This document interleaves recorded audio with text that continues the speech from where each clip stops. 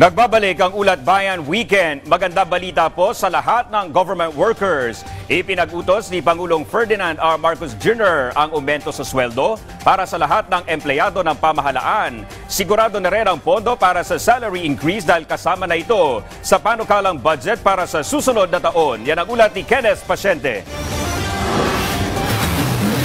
Sa harap ng mga hamong pang-ekonomiya, batid ng pamahalaan ang pangangailangan ng publiko, partikular na ang mga kawani ng gobyerno. Kaya naman inilabas na ng palasyo ang Executive Order No. 64 na nag-uutos na maipatupad ang salary increase sa mga government employee.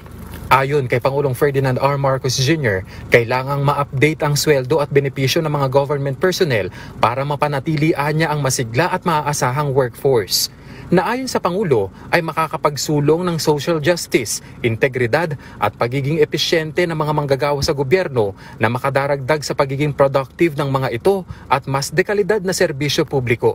Sa ilalim ng EO, pasok sa updated salary increase sa mga civilian government personnel sa executive, legislative at judicial branches, constitutional commissions at iba pang constitutional offices. Kasama rin dito ang government-owned or controlled corporations na hindi sakop ng RA 10149 o ang GOCC Governance Act of 2011.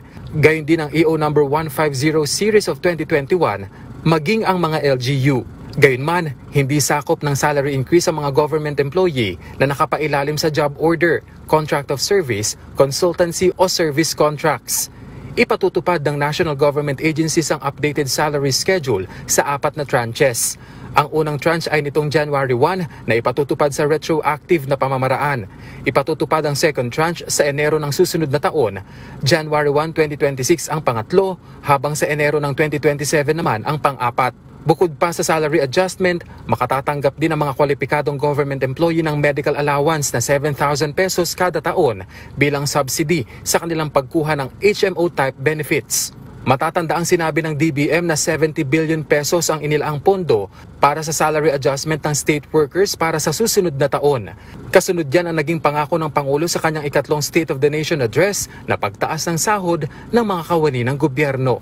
Kenneth Pasyente, para sa Pambansang TV, sa Bagong Pilipinas.